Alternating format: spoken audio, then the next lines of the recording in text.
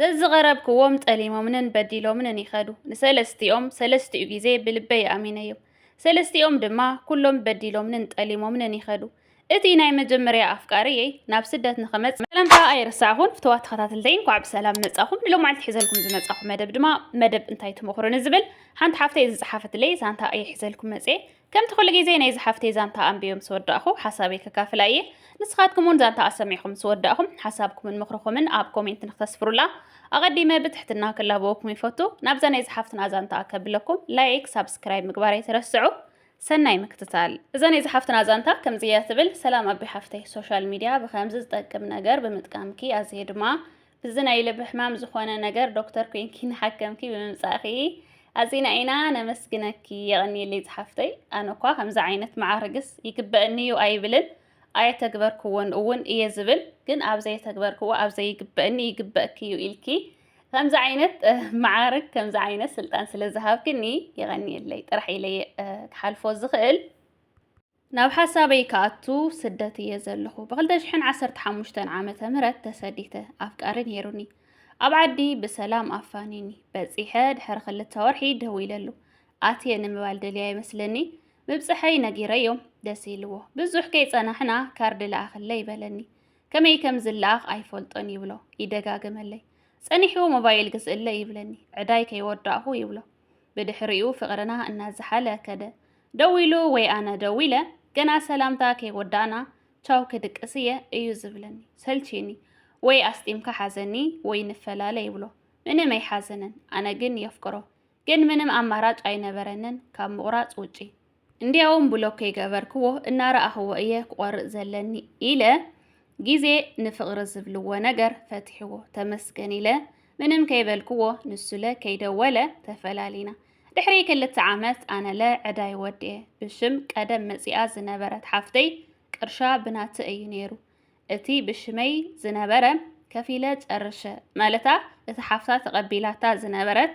ናይ ሓፍታ ገንዘብ ወዲየ ንባል ደልያ እዩ ከም ኣነ ዝተረዳእኽዎ ጨርሸ እናሃለኹ ሓደ ወዲ ዓደይ ይላለ ንሱለ ኢትዮጵያ እዩ ዘሎ ድሕሪ ብዙሕ ዕላል ንፍቕሪ ይሓተኒ ናይ ባዕለይ መስፈርቲ ነይሩኒ መስፈርተይ እንድሕር ኣማሊእኻ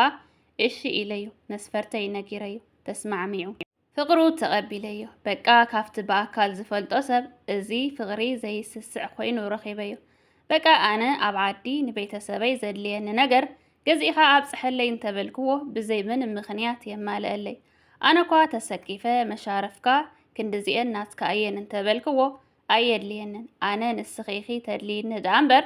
ገንዘብኪ ኣየድልየንን ይብለኒ ምንም ኣይወስድን በቃ ፍቕረይ እናጨመረ ይኸይድ ካፍቲ ዘይግብኦ ሃብኒ ዝብለኒ ዝነበረ እዚ ግን ዋላ እቲ ዝግብኦ ኣይደልን እዩ ዝብለኒ ከመይ ዝበለ ስዕድልቲ እዩ እናበልኩ ይሕጎስ ነይረ ኣብ ማእኸል ዋላ እንተተጋጨና መሊስና ንደዋወል ብዝደለኽዎ ቀትሪ ድዩ ለይቲ ኣይስእኑን ሓደ ዓመት ገይርና ጥዑም ጊዜ ነይሩ ሓደ መዓልቲ ንሱ ናተይ ቤተሰበሉ ሓደ ዝፈልጦ እንዲያውም ሕፀ ክእቲ ከለኹ ንዕኡ እየ ዝልእኾ ይብለኒ ነይሩ ኣነ ግን ብኡ ገጽ ሰብ ኣይፈልጥን ነይረ ሰብ ኣፋልጠኒ ይብሎሞ ወይ ስልክኻ ምስራሕ እንተኣቢኒ ድሃይካ ዝሓቶ ይብሎሞ ንሱ ግን ስልከይ ምስራሕ ኣቢኪ ይፈልጥ ድዩ ይብለኒ ኣይፈልጥን ግን ሕማቐሎ ጽቡቐሎሞ ኣላልየኒ ይብሎ ምንም ኣየድልየክን ኩሉ ግዜ ኣብ ዝደለኽኒ ትረኽብኒ ኢኺ ኢሉኒ እንታይ ሓሲቡ ኢለ ህልኺ ሕዘንሞ ዝሓባእኻኒ እንሄካ እዩ ይብሎ ንዝሕትኺ ደጊም ክሕሰቡሉ ይብለኒሞ ኣነለ ምንም ደጊሙ ዝሕስብ ጉዳይ ኣይብሉን ይብሎ ንሱለ ኣይህብን ኣነ ብኣነ በኩል ምንም ከምዘይሓባእኹኺ ሓደ እዩ ቃለይ ስለዚ ተጠራጠርክኒ ብጣዕሚ እየ ዘመስግን ሸገ ህይወት የጋኒኺ ኢሉ መሪቕን ነኸይዱ ኣነለ ሕልሚ እዩ መሲሉኒ ወይም ቀልዲ ካብ መዓልቲ ናብ ሰሙን ካብ ሰሙን ናብ ወርሒ እናተሸጋገረ ኣነለ ከይደወልኩሉ ንሱለ ምንም ከይደወለ 6 ወርሒ ኣቁፂርና ብውሽጠይ ልበይ ጡሽናውፀ ፍቕረይ ዓሚቐ ስቒለ እኒአኹ ደውልሉ ዝብል ሓሳብ ይመፀኒሞ እታ ኣብ መጨረሻ ምንም ኣየድልየክን ዝበልክን ተበልኪ ኣይህብን ኣይፈልጥን ዝበላ ጽሑፍ ኣትየ እናንበብኩ ተጽናዕኒዐ ይወፅእ ኣየጥፍኣን እናበልኩ ይርኢ ኣለኹ ከምዚ ከይድውለሉ ንሳ እያ ትሕዘኒ ምን ያህል ከም ዝነዓቐኒ እናበልኩ ሓደ ጊዜ ደሞ በቃ ስለዝተቐየመኒ እዩ ስለዝተጠራጠርክዎ ዓዲ ምስከድኩ ክድውለሉ ሞ ከረድኦ እየ ክንዕረቕ ኢና ይብል ፈጣሪ ፈቂዱለይ ዓዲ ምስ ኣተኹ ክድውለሉ ዶ ወይስ ምስ ስቕታይ ስቕ ክብል ከምታ መልሲ ዘይብላ ዝቐረኹ ኣብዚ ቀረባ ግዜ ደሞ ምንም ብፍቕሪ እንተወረድኩ እንተደየብኩ ዕላማይ ኣይረሳዕኹን ገዛይ ገዚኤ ንምስራሕ ይታባተብ ኣለኹ ግን እዚ ግበረለይ ዝብሎ ሰብ ስለ ዘይብለይ ቤተሰበይ ድማ ገጠር ስለ ዝኾኑ ሓደ ወዲ ምስቲ ብኣካል ዝፈልጦ ኣፍቃርየ እናሃለኹ ዝልምነን ዝነበረ ወዲ ብስልኪ ንራኸብ እሞ ንሱለ መልሲ ሕዝኸ ኣይትህብንን ዶ ኣይትቕበልንን ዶ ፍቕረ ይብለኒ ኣነለ ናይ ልቡ ሰብ ዘየግነየ ልቢ ተጓዓዘ እይዋ በቃ ምእንቲ ብሓሳብለ ብጉልበትለ ክሕግዘኒ ኢለ እሺ ይብሎ ገዛ ኣይገዛእኽን ዲኺ ይብለኒ እሞ ገና እየ መዓዙሞ ይብሎ ንገንዘብ ኢሉ ከይኾን ኢለ ክንደይ ዲኺ ጌርኪ ይብለኒ እሞ 3 ዓመት ሕሊፈ መስከረም ይብሎ ኣብ ማእኸል ከምቲ ዝለመድክዎ ካብ ናይ ባዕሉ ቅርሺ ኣቑሑ ገዚኡ ክለኣኸለ ይደልየ ደሞዝ ምስ ተቐበልኩ ክልእ ከሎ ሓሲበ የማኽሮሞ እሺ ኢሉ ብኣቐርዩ ግን እዚ ዝበልክዎ ምን ያህል ከም ዝደልየንን ክንደየናይ ቦታለ ከም ዘለዎ ንምፍላጥ ነበረ ፈጣሪ ኣይትድከሚ ኢሉኒ እዩ ይመስለኒ ተሪፉኒ እና ኣቤ ሓፍተይ ሓደ ሰብ ከምቲ ንፈላለዮ ብቻ ዘይኮነስ ብኸመይ ናብ ልብና ክነእትዎ ከም ዘለናለ እስኪ ምኸርና ኣነ ባዕለይ ድኽመተይ ዝረኣኽዎ ኣብቲ መጀመርያ ሰብ ስለ ዘድልየኒ ብቻ እሺ ምባለይ ተፈቲነ እየ ዝመስለኒ እና ዝሓፍተይ ስለ ትግርኛ ይቅርታ ብዙሕ ኣይኮንኩን እቲ ልስልስ ዝበለ ለሚደ እየ ይመስለና ብጣዕሚ እየ ዝፈትወኪ ትብል ዛንታኣ ኣነሲ እዛ ዛንታኣ ምስ ኣንበብኩሲ ሓቂ ንምዝራብ ኣስሒቁኒ እውን ገሪሙኒ እውን ብድፍረቶም ማለት ብፍላይ እዞም ክልተስ ባህርያቶም ከዓ ተመሳሰልቲ እዚ ቀዳማይ ኣፍቃሪ እዚ ገና ባሕረኛ ከላ ናብ ስዑድ ኣትየላ ምስ ደወለትሉ ካርድ ለኣኽለይ ኢሉ ዝርብሻ ዝነበረ እንደገና ከዓ ፀኒሑ ሞባይል ለኣኽለይ ይብለኒ ዝወለቶ ገና ከላ ማለት እዩ እንደገና ከዓ ዝመወዳእታ ተላልያቶ ዘላ ከዓስ ክንደይ ዓመት ዲኺ ጌርኪ ገዛ ኣለክ ዶ ኢሉ ምሕታቱ ፅንሕተ ዝብል ነይሩ እዚ ናይ መወዳእታ ንባዕሉሲ ክንደይ ዓመት ጌርኪ ገዛ ኣለክ ዶ ጥራሕ ዘይኮነስ ካልእ ዓይነት ትእዛዝ እውን ክእዛ ነይሩ ይኸውን እየ ኢለ ሕሰብዎ እሞ ንክንደይ ግዜ ይልምና ነይሩ ድሕሪ ክንደይ ግዜ መጀመርያ ምስ ተቐዳማይ ኣፍቃሪኣ ከላ እያ ዝልምና ነይሩ ብድሕሪኡ ካልእ እዚ ኣፋልጠኒ ቤተሰብ ካፋልጠኒ ዝኾነ ቤተሰብ ኣፋልጠኒ ድሃይካ እንድሕር ጠፊእኒ ዝሓቶ ምስ በለቶ ምስተፈላለዩ እንደገና እያ ሳልሳይ እያ ተቐቢላቶ ዘላ ስለዚስ እዚ ኩሉ ዓመት ይሓታ ፀኒሑሲ ገና ምስ ተቐበለቶ ገዛ ኣለክ ዶ ክንደይ ዓመት ዲኺ ጌርኪ ኢሉ ምሕታቱ ክልቲኦም ፈጣጣት ጠቕመኛታት ምዃኖም እየ ኣነ ተረዲየ ማዕረ ክንደዮም ደፋራት እየ ኣነ ገሪሙኒ ማለት እዩ ስለዚ ኣነ ክመኸረክ ዝደሊ ቀዳማይ እዞም ክልተ በቃ ጠቕመኛታት እዮም ብፍላይ ወድስ ሓቂ ንምዝራብ ኣነ ብጣዕሚ ካብ ዝፅልአኒ ሰብ ጠቕመኛ ሰብ እዩ ጠቕመኛ ሰብ ብሂወተይ ብጣዕሚ ካብ ዝፀልኦ ባህርያት ማለት እዩ ወዲ ይኹን ጓልሲ ንሰብስ ብጠቕሚ ክቐርበ ይብሉን ንሰብ ከምዚ በቃ ክብለፅ ኢሉ ክጥቀም ጥራሕ ኢሉ ዝቐርብ ሰብ ብዝኾነ ዓይነት ዝምድና ሃልዩ ከምኡ ዓይነት ባህርያት ተሃልይዎ ሰብ ብጣዕሚ ካብ ዝፀልኦ ዓይነት ባህርያት እዩ ከም ኣነ ማለት እዩ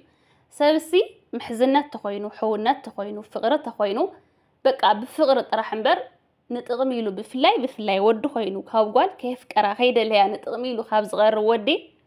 እንድዒ ብጣዕሚ ካብ ዝፀልኦ ብጣዕሚ ካብ ዝንዕቆ ባህርያት እዩ ስለዚ ብዛዕባ እዞም ክልተ ኣፍቀርቲ እዞም ጠቕመኛታት ዝቐዳማይን ዝናይ መወዳእታን ጠቕመኛታት ምዃኖም ኦሮማይ ተረዲእኺ ፈሊጥ ክለኸይ ጠቕመኛ ከዓ ማዕረ ክንደይ ሓደገኛ ምዃኑ ጠቕመኛ ሰብ እንታይ ምዃኑስ ምኽሪ እውን ኣየድልዮን እየ ዝብል ንዓቶም ምኽሪ ዘድልየክ ነገር ኣይመስለንን ብዛዕባ እዚ ካልኣይ ዝተላለኽዮ ቤተሰብ ካፋልጠኒ ኢልኪ ምስ ሓተትክዮ ንምንታይ ቤተሰበይ የድልየኪ ኢሉ ፈሪሑ ን6 ኣዋርሕ ዝኣክል ብታ ቃል ንሳ ብታ ሕቶ ንሳ ጠፊኡ ዘሎ ኣፍቃሪኺ እንድሕር ደኣ ዓዲ ኸይደ ደው ኢለሉ ብኣካል እንድሕር ተራኺብናሲ ክዕረቆ እየ ዝሓስብ ስለ ዝጠርጠርክዎ ተቐይሙኒ ኢልኪ ምኽሪ ደሊኸሉ ዘለኺ ኣነ ዝኾነ ዓይነት ዝተሓበ ምሽጥር ስለ ዘለዎ እዩ ከምኡ ገይሩ ሓሪቑ ዘሎ ከምኡ ገይሩ ከምኡ ዓይነት ሕቶ ምስ ሓተትክዮ ጠፊኡ ዘሎ እየ ዝብለኪ ቀዳማይ ነገር ብሓሶት እምበር ብፍቕሪ ኣይቀረበክን ንምንታይ እንድሕር ደኣ ኢልኪ መጀመርያ ዝኾነ ሓደገኛ ሰብ እንድሕር ደኣ ኮይኑ መጀመርያ ክስካዕ ንስኻ ተኣምኖ ሓቀኛ ሰብ መሲሉ እዩ ዝቐርበክ ሓደ ክትርድኡ ዘለክን ዝኾነ ሰብ መጀመርያ ሓሳቡ መሲሉ ተቐሪብክ ክትኣምኑ እየ ይትኽእልን ካብ መጀመርያ ክትጠራጠር እየ ክተቋርፅ እየ ስለዚ ንኽትኣምን እዮ መጀመርያ ሓቀኛ ሰብ እሙን ሰብ መሲሉ ክቐርበክ ኣለዎ ስለዚ ሓደ ብሓቂ ተዘፍቅረክ ነይሩ ብሓሶት ተዘይቐርበክ ነይሩ ብዝኾነ ዕላማ ተዘይቐርበክ ነይሩ ቀዳማይ ነገር ክስካዕ 6 ኣዋርሕ ድምፅኺ ከይሰምዐ كيدولة كما عينت حتى سلازي حاتت كيو طرح أي متفقن كيرسعة بزعبة إذا كمي جيرناينا كمتي نفلاليو كابل بنا سبنا وصو كمي جيرنا خنا بلبنا خنا قتلنا زبلك يول ما لأخت خم حلال فلكية بزعبة إزي نشدش أوارح طافي إكزهلو أفكار جن بملحاسو مع ريس سلازبلة سلاز ودسة سلاز محالة سلاز دولة طرح صغري هيبني حاليت هيبني كبره هيبني مالت أنا أي آمنلو قالات ما نمسى بخافو أشحات قالات نعامسات نأوارح كدردر الكي خيلي نجارجن اتقندي فغره هيبني أخبير حالي اللي كتوليت خيلي بتجبار مسارية كترحيو بعد حدار ديو ولا بزوح بتعمل استبلا شو هيوت بتعمل حماق منت زلوا سبديو من متفلت أنا قريب لكن كاب قالات وريخ راح يخن السخي كم زعين السبيو إلكي تجلس يزلخي نعاخي بحقي بجلسي عند حردات زغربك كنيرو بحق تزمرت كنيرو مس بيت سو خلاليكي بيت سو كتفالتي أي مفرح النيرو سلازي زخوان استحاب النجار سلازلوا بحقن بفقرن سلازي قربكيو كاو خطن قالوا قالكي عاد خيدخي نحرد أرخيبكيو دحر بزوح عامتات نحرد أرخيبكيو سي ولا بأكل كتهلكي يتزغال لنجاريو كاب معدو مالتيو سلازي بمنم تأمر عاد خيركي دويلة حاتيته كرخوية كعرقوية زبل حسب دقيم كيف تحاسولو أي بالكن هل إدما بزعوازي كما جيرناخا نابل بناسب كنا أتو نخل زبلكيو بمجمري أنا نمان نمقال نستيت زمكر بفلاي نسخي كم زخاماخ جانا 3 عامات 4 عامات 4 عامات جانا أجايشنا مجمري علام زي عدا خاود إخا بدحريو تشكو محلافنة لكا بدحريو إخا ناتك علامات أتو لنفسنا أطرح يكون نسدة سلازي مجمري حانت قال نستيتي بزعوا علامة بزعوا سدتا كما يجيره كاب سدت فرا سدتا يحيز خملس كما يجيره علامة كسخة كما يجيره صدراي كم حادر إلى ياخد أن أزلوا أنبر كما يجيره طعي أفكار حيزة طعي أفكاري نابل بيك أتلو قال نزبل حسب كما زي ما خرون قال نستيتي طعين تقاطي مواز حجزه زدقفا نساون تحجزه تدقفون تقاطي مواز صبوي تزي كوينو قد كما يجيره نابل بي ودخ أتو زبل عينة حاسب جن بفلاي جنان علامة أجنها زخانة قال نستيت تزي تحاسبه نعلام أطرح أنت تجنقي لي أنا زمكر كالدما أنا ولدي بقدر سلزخونو زحجزة نزدق فنسوي دلي يزبلكيو زحجزة اختدالي ختبلي فلاي معدن معدو خينكي جنزب سريدكي كم زجور الليل كي سوت لالي هم الأغمالة أبز حجي كابطومو جوداتو سلزبزح خط أنك غيوز لك نحر أجنزب هالليكي ما رأس تسين كون عد خيركي تختار حياة قيل مسرح دا أيبل تنبر ود تلالي جنزب اللي خجزة خسر حلي كم زخ حجزني لكي زجود أكي كابز تقامكي زجود أكسبنا في وقت كن دجنا مليس خيتم صي تتنقع إيه زبلة كمالتيو نسلست يوم كابي وقت كوزي خي بمدن مرة بزعوا على مخي بزعوا جزاخي حسابي كما جرك اختصر حت قيلي كما جرك جنزب تحزت قيلي ودحريو طوعي أمن قد خن حراقات مقعة انت حاسك صبوا إيه بالنبر حجي بزعوا ودي بزعوا سلست يوم يكون بزعوا خالق انت زي تجنقي إلى يزم خركي لو معلتي زنبرت ناس عن حيت سيايات مثل أبقى على فيديو كسكعنا راقب سسنا ينعخم باي باي